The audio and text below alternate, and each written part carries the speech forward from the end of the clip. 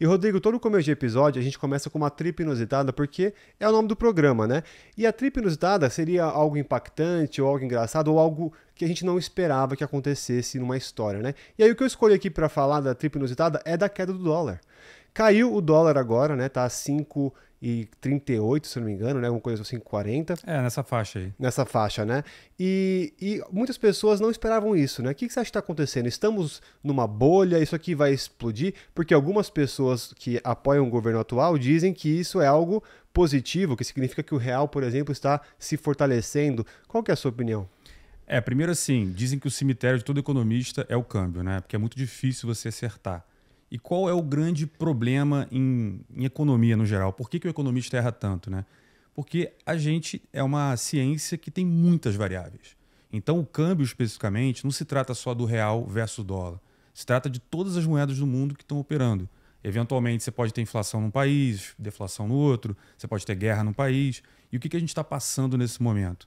Muita volatilidade mundial, né? A gente tem visto aí o Trump fazer todos esses movimentos de tarifa, movimentos de guerra, né? A gente teve recentemente, aparentemente foi apaziguado, mas a gente ainda está com problema no Oriente Médio. A gente tem problema da Ucrânia.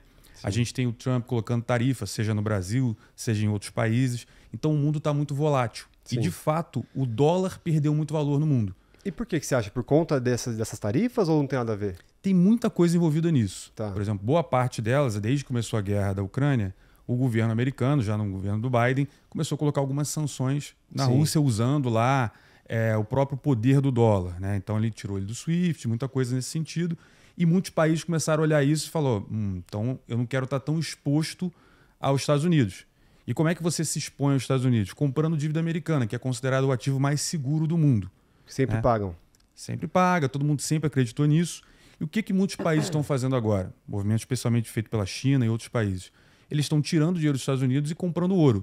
Tanto é que vocês devem ter visto o ouro disparar, né? O ouro está em valores absurdos e muita gente operando o ouro real. Então, países comprando ouro físico e guardando, né? Caraca, estamos voltando realmente para a época do ouro. Porque é uma forma de você ter um ativo que é real, né? De fato, ele é transacionado em todos os países e que você está protegido em relação ao dólar. Então, isso deu uma desvalorizada no dólar. O próprio Trump tem feito esses movimentos de tarifa que também tem assustado muita gente. Então, o próprio Estados Unidos tem tornado o dólar um pouco mais desvalorizado do que vinha na época do Biden, antes dele. Então, essa desvalorização do dólar também dá uma zoada assim, no mundo inteiro, né?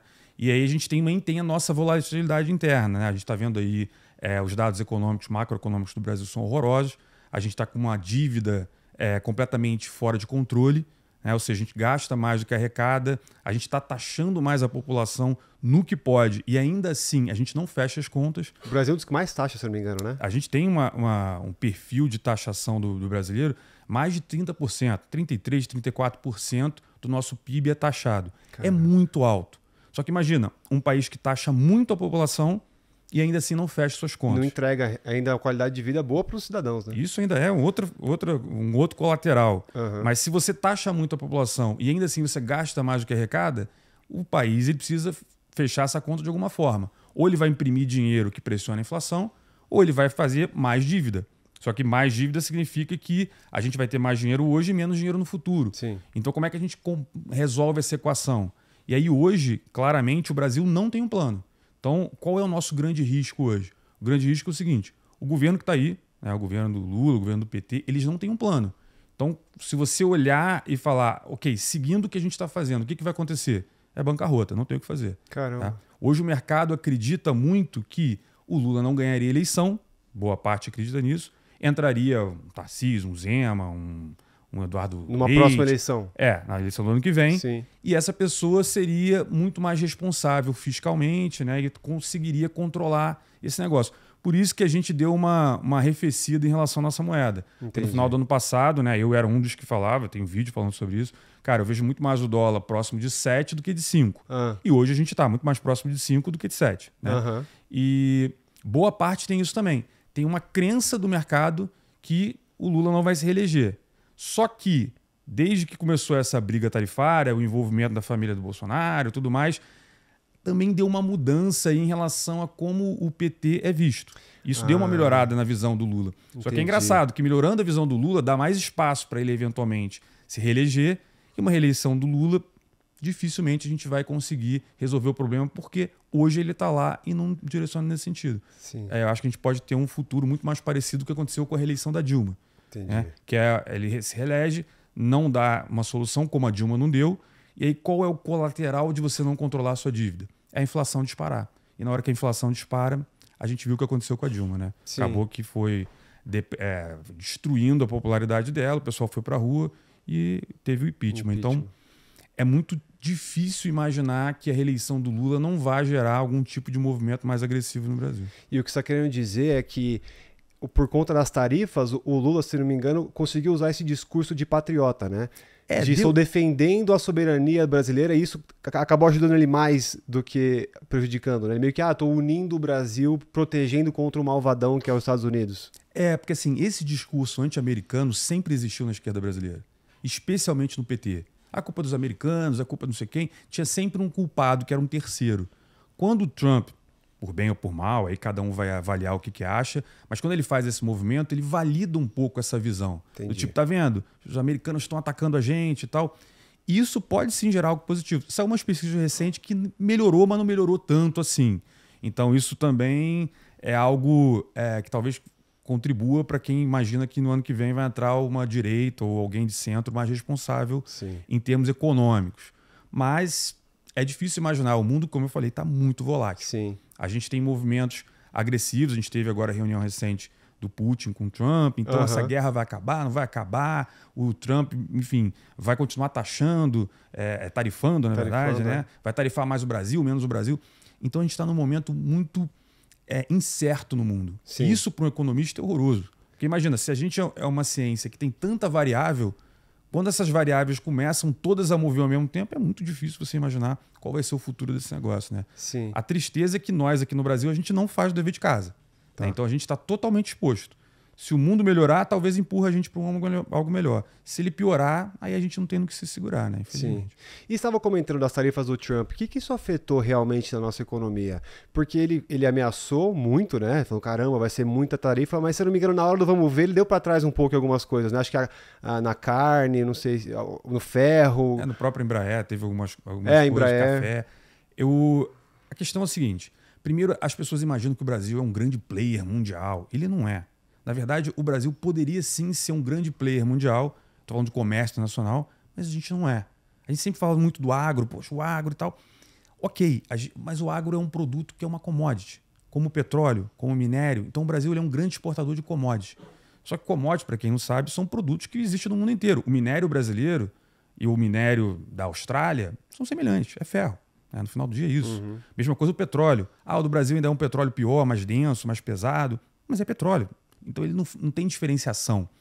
Muito diferente do que aconteceu com a China. Quando a China produz lá o tênis, a camisa, o iPhone, se você taxa ela, você taxa esses produtos que não tem como competir. Entendi. A Apple não pode da noite para o dia abrir uma fábrica nos Estados Unidos e produzir o que ela produz na China. Os chips também, né? Chips, no caso de Taiwan.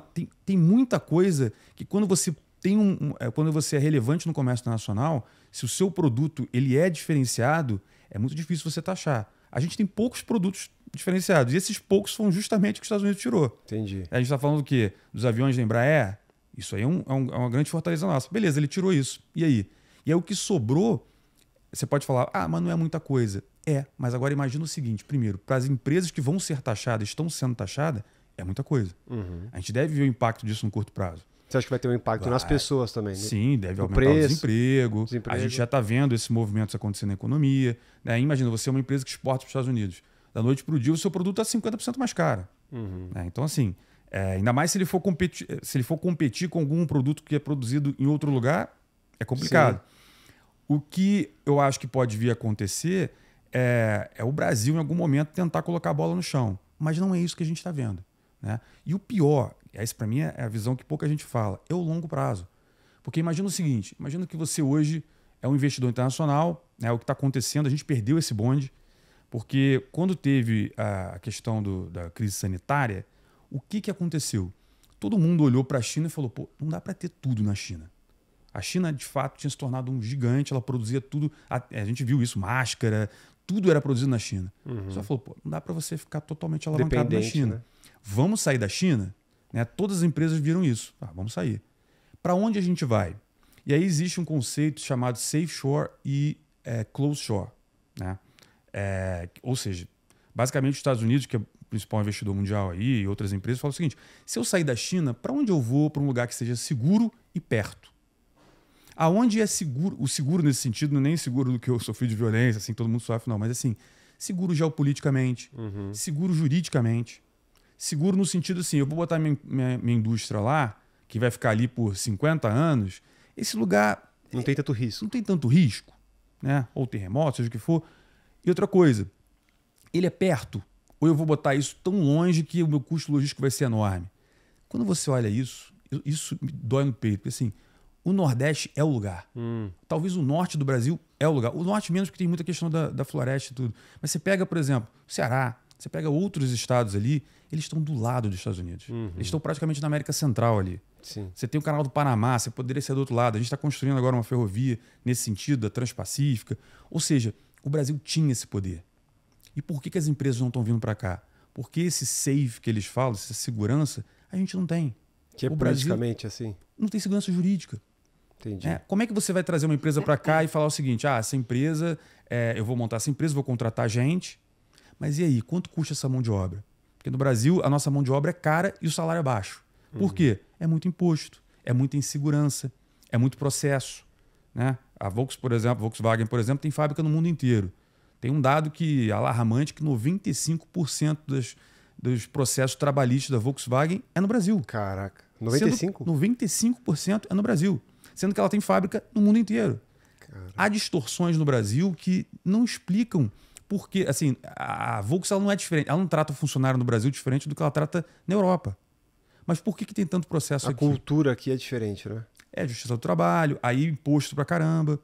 Às vezes tem um ditado econômico, eu não me recordo quem falou, mas ele é muito atual, que fala: no Brasil até o passado é incerto. E a gente tem visto isso. Muda o entendimento do STF, aí algo que já estava resolvido há alguns anos volta à tona. Então como é que você consegue imaginar fazer um investimento de tantos anos aqui no Brasil? Agora vamos falar da tarifa. Então imagina, você fala: beleza, eu vou sair da China, vou botar essa indústria no Brasil. Aí vem o Trump e fala: não, Brasil é 50%. E aí? Aí você fala: mas dane-se os Estados Unidos. Mas você não vai botar uma indústria aqui, você vai querer que a indústria que você vai colocar no Brasil esteja alheia aos Estados Unidos? Que é um dos maiores compradores, inclusive. Que é a maior economia do mundo. Né? Então, não é melhor botar na Argentina, que agora está com o Milei, que está se organizando? Não é melhor botar no México, zero, que é aqui do lado? O Milei, taxa ele zero. Conseguiu... como ele é um cara libertário, ele está muito mais focado. Ele está mais focado que o Trump em reduzir barreiras alfandegárias, né? Você pode ver, ele até zerou agora de eletrônicos. O que vai ter de brasileiro indo para Buenos Aires comprar iPhone vai ficar enorme. Por quê? Porque ele vê essa visão. É melhor eu ser fértil para as empresas e elas vão crescer aqui na Argentina e vão gerar emprego, vão gerar diferenciação, né? Que é um negócio que a gente pode falar depois sobre emprego, mas é um pouco isso. O brasileiro não entende a diferença da produtividade do trabalho. Então ele acha que salário alto é bom. Não, bom é a sua produtividade ser alta. Se a sua produtividade do trabalho é alta, você vai ganhar mais, mas você vai custar menos. Entendi. Então, a gente está perdendo esse bonde, infelizmente. A gente está perdendo esse bonde do movimento que está saindo da Ásia e voltando para outros lugares do mundo, está perdendo para o México. A gente vai perder para a Argentina também. Agora vai. A gente vai perder para vários lugares. A própria Europa, agora, com esse movimento que está acontecendo lá, ela já começa a perceber o óbvio. Ela ficou para trás. A Europa Ficou para trás. Ela se tornou uma grande Disneylândia em todo mundo que não, a nossa tecnologia é tampinha de garrafa, plástica. Não, vamos desativar usinas nucleares, vamos viver... Então eles estavam vivendo uma grande... utopia. Uma grande utopia e, de repente, a Rússia bate na porta deles. E aí eles olham entre si e falam: pô, a gente não tem exército, a nossa tecnologia não existe. Tem até não vou nem dizer que é um meme, mas acho que foi um embaixador ou alguém ligado à China, foi entrevistado num programa na Inglaterra, e o cara super agressivo falou com ele: pô, afinal de contas, a China, ela é um aliado ou ela é um inimigo da gente? Porque vocês estão crescendo e tal. O chinês falou: eu não sou nada em relação a vocês, porque vocês não competem comigo no mercado, ou seja, elétrico, a gente domina esse mercado. Aí ele começou a falar tudo que a China domina. Ele falou: vocês não são relevantes, o que vocês fazem? Tem turismo? Talvez seja um pouco isso. Vocês têm algum centro financeiro? Quando você olha a Europa, ela é um continente que está envelhecendo que não consegue se renovar, começou a viver um mundo utópico, como se todo mundo fosse abraçar, né, e cantar We Are the World, e de repente você vê a Rússia fazendo um processo expansionista, invade a Ucrânia, já começa a olhar outros países ali, e aí a Europa vira para os Estados Unidos e fala, ó, tá invadindo aqui, vai lá. Aí entra o Trump e fala, não, querido, eu não vou não. Aí o Trump fez eles investirem, se não me engano, 3 a 5% do PIB do país, né? É, em porque exército. a OTAN tinha, tem uma cláusula na OTAN, aí eu não me recordo de números exatos, mas em torno de 4% por aí do PIB você tem que investir. Nenhum país europeu estava investindo. Estava todo mundo pendurado nos Estados Unidos. Só os Estados Unidos. Quando teve a invasão da Ucrânia, o pessoal falou, então, os Estados Unidos ajuda a gente aqui. E aí, esse movimento começou em 2014, né, a invasão da Crimeia pela Rússia. O Trump já tinha falado, um pouco depois, falou, ó, vocês estão comprando gás russo, desligando usinas nucleares aqui na Europa e ficando dependente do cara que está dizendo que vai invadir vocês. Sim. Ele tem até um vídeo famoso dele dando um esporro em todo mundo olhando para ele com cara tipo, pô, que cara mala, não sei o quê. E aí, de fato, a Rússia invadiu a Ucrânia. E aí eles viraram para os Estados Unidos, e aí? Aí ele falou, e aí se vira aí. Quando o Trump fala se vira aí, e a Europa olha para dentro e fala, pô, mas a gente não tem exército. Né? O meu jovem aqui tá falando de menine, de não sei o quê. Ele acha que violência é errado. Beleza, mas o cara tá aí na tua porta, o que você vai fazer? Então isso assustou a Europa. Tanto é que hoje a gente tem movimentos na Alemanha, a Alemanha voltou a investir pesado, a Polônia aumentou mais ainda. Então a Europa hoje, ela tá tomando aquela pílula lá do Matrix, falando, cara, calma aí, qual é a realidade que eu tenho hoje? O Red Pill, ele tá olhando e falando o seguinte, qual é a realidade que eu tenho hoje? Eu sou um continente que envelheceu, que não tem inovação, que me sustento muito pelo old money que eu tenho aqui. Né? A reputação, né? Reputação, turismo. Eu não tenho exército, eu sou totalmente exposto, enquanto a Ásia não para de crescer, enquanto os Estados Unidos, né, com o Trump, começa a falar, ó, quer saber, você se vira aí. E aí agora eles estão acordando. Será que eles vão acordar também para começar a investir em tecnologia, a receber essas indústrias? Você pode sim fazer esse movimento. Tem vários países ali que poderiam receber isso. Então, a gente está num momento de muita instabilidade no mundo, né? Então, é muito complicado você analisar a economia de longo prazo com tanta variável acontecendo no mesmo momento. Então, vai ter muito economista errando, vai ter muito economista e também pessoas ligadas à geopolítica que vai ser difícil acertar, né? Então, é muita variável nesse momento. E aproveitando a nossa temática de viagem aqui, nada melhor do que a gente lembrar de quem? A Duale Viagens. Duale. Falar da nossa agência, que caso você esteja precisando de uma agência de viagens, São top, hein? os caras mandam bem demais. Eu já voei com os caras muitas vezes. O que acontece? Tem lá, você cota sua passagem no Google Flights, no Skyscanner, você manda o print pra eles do preço. Se eles não baterem o preço, eles simplesmente te dão um voucher ali do Outback de R$50. Eles batem o preço do Google Fly? Eles batem Se for sempre, cliente, cara. os caras dão mesmo. Os caras dá um voucher de batem no R$50. peito e, mano, tem que peitar mesmo. Cota lá, próxima viagem que você tiver, não perde a oportunidade. QR Code subindo aqui na tela, então entre em contato com os caras, garanto que você não vai se arrepender. Se você gostou desse vídeo e quer assistir mais uma viagem nossa, clica aqui desse lado ou desse para você assistir mais uma trip nossa.